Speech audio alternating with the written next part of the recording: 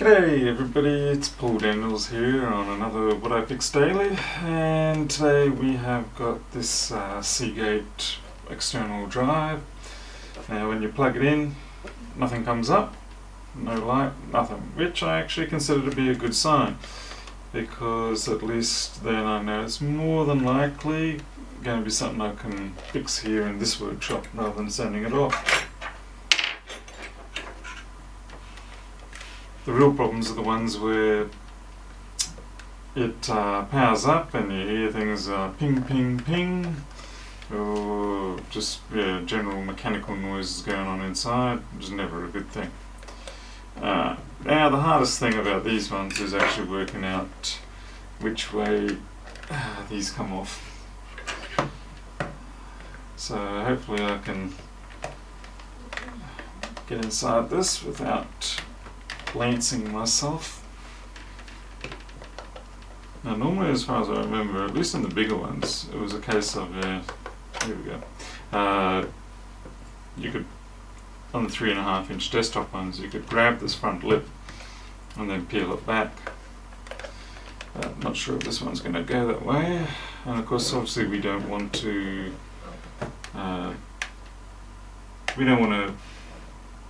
damage the disk drive that's inside. So I'm just getting a feel for how this case is sitting together. Certainly quite a tight job.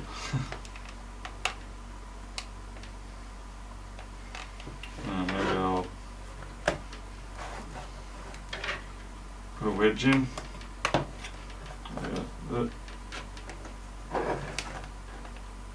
How did I get that in the wrong way? Do not put your wedges in the wrong way. There we go.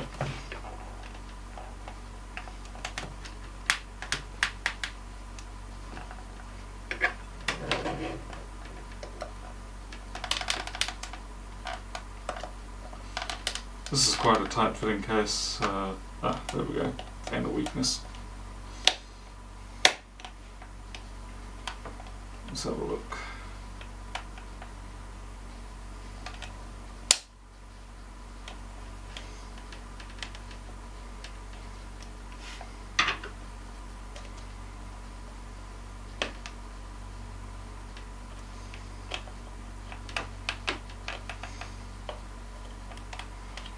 Hang on.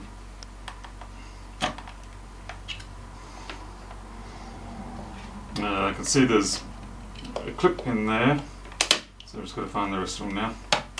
There we go.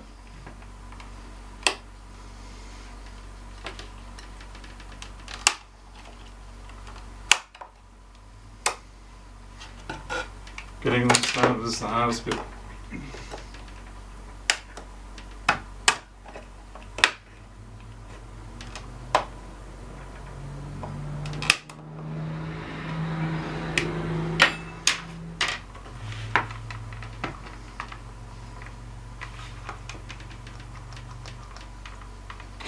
Looks like the front still wants to fight with me. I'm going to slide a spudger in there so that I don't accidentally lose everything.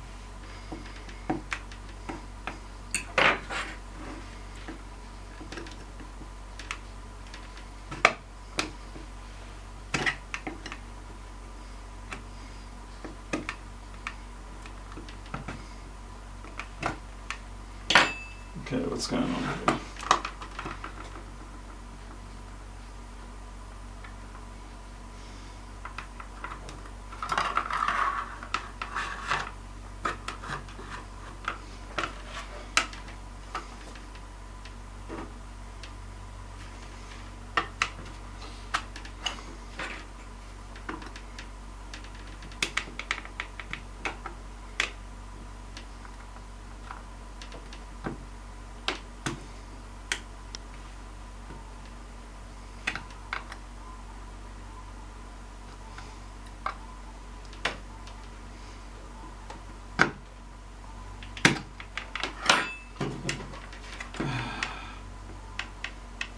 What's your secret?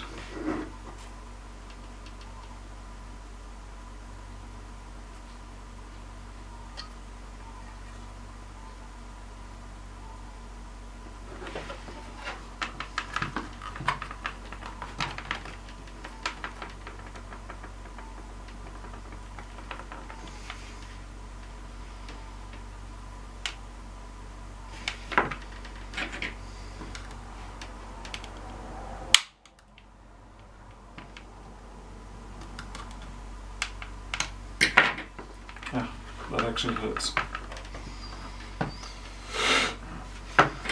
Come on.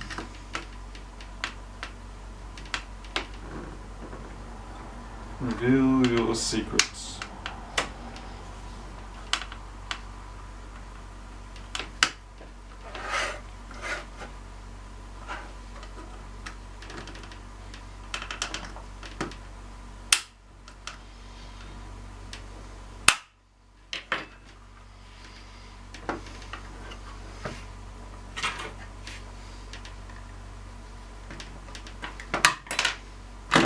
Well, it's easier. I can just drag that out.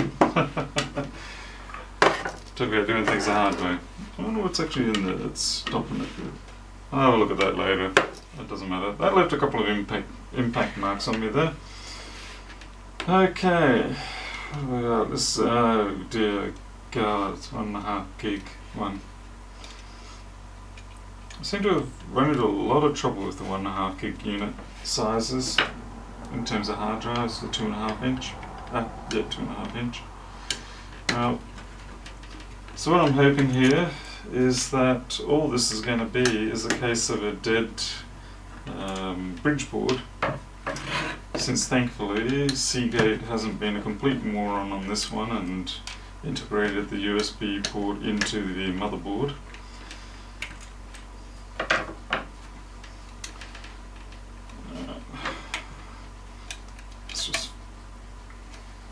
Get the shield off.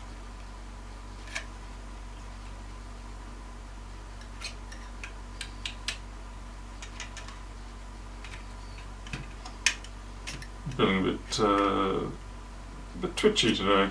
Not sure why. Maybe not enough sleep. Actually, I don't even know why I said maybe, because it most likely is.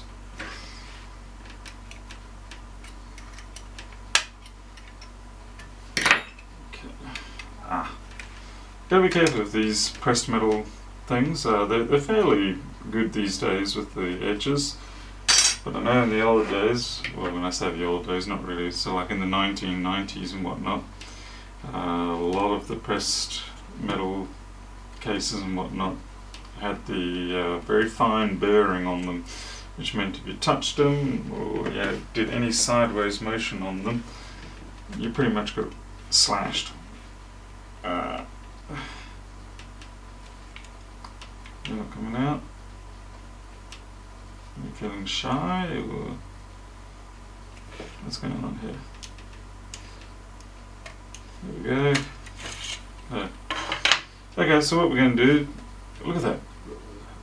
Come to think of it, that is probably not even going to fit into my normal recovery bays. That is a monster thick 2.5 inch drive. This is why I don't like the 1500s, because they came out at a time where the platter densities weren't yet where they are now, of course, and so they really put a big stack in there, which typically results in bearing or various mechanical issues. So fingers crossed this will spin up when I plug it in, when I find a way to get it into my dock. What I might actually have to do with this one is put it into an external dock, because I'll go get one and I'll show you. Alright, so this is my typical 2.5 inch converter dock for my loader bay in my data recovery machine. And as you can see, it doesn't fit. These take about a 10mm maximum. I think this is a 12.5mm. So I am going to have to use an external USB 3 or eSATA. I'm pretty sure I've got eSATA on that. I don't use it very often, so I've forgotten at this point. So let's go over to the recovery machine and see if we can get this one back. Okay, I've plugged the 1.5 terabyte Seagate into the recovery box. I did have my powered eSATA in there.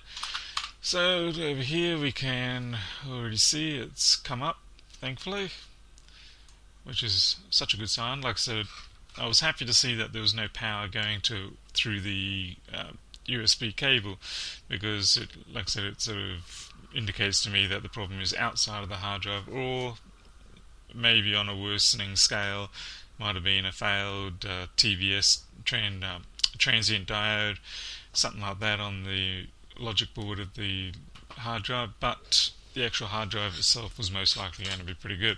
And here we go, it's all good. So even though this is coming up fine, what I like to do in this situation is advise the client that they probably should go to a new hard drive, mostly because we don't know why this board failed to start with. There's no obvious mechanical failure. What am I saying? There's no obvious exterior damage on the drive that I can see, but it's already started to fail, and it is a bit of an unusual drive with the number of platters, so it's pushing its life a bit. So it would be prudent in this situation to migrate everything to something like a 2 terabyte external 3.5 inch or something like that. Certainly I wouldn't be trusting it anymore. So for us, even though the drive is possibly intact, we're going to do a DD rescue.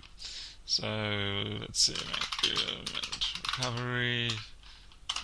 What's the date today? 4th of March. That's not what the drive's called. There we go. I do love having X let you cut and paste like that so easy.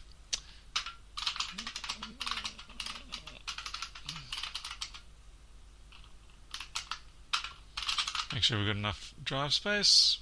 We have got 1.5 terabytes. It's kind of cutting a little bit close, but yeah, we should be good. I'll quickly jump across and wipe out some old stuff.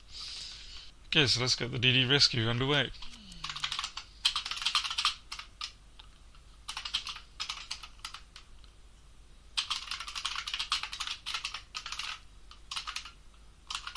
Just had to check that it actually was STC. With DD rescue, if you're not sure, you can use the ask flag, and it will give you the details of what it's trying to do before you proceed, which is a nice thing if you're not sure. So yes, we do want to go ahead.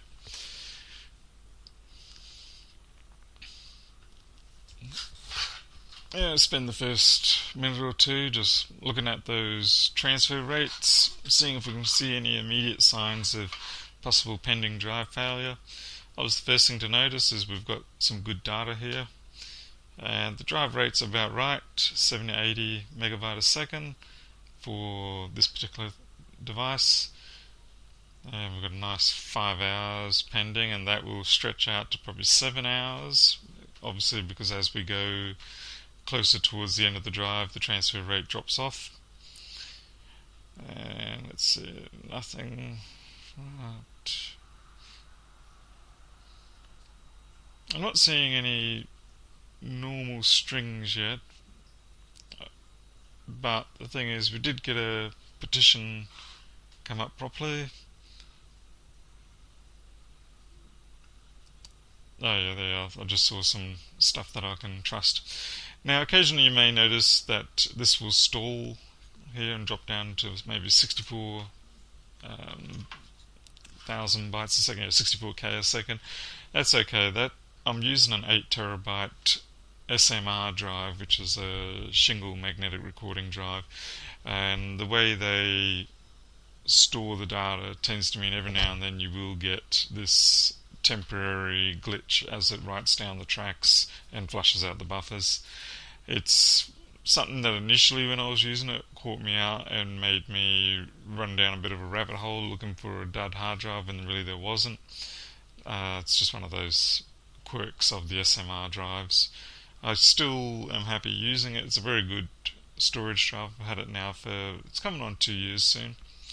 Definitely been one of my better investments.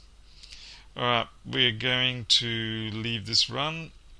Obviously, like I said, we've got probably 7 hours to go. I'm going to now contact the client, tell them that the drive is operational, make my recommendation that they move it to a new disk drive. They'll be happy, of course, because their data is intact, which was the main thing in the first place. This won't be a full charge of data recovery per se, but you know, it'll be my normal sort of half hour or 1 hour job. Alright, well thank you very much for watching, and hopefully you guys have some successful repairs out there, and I'll see you next time.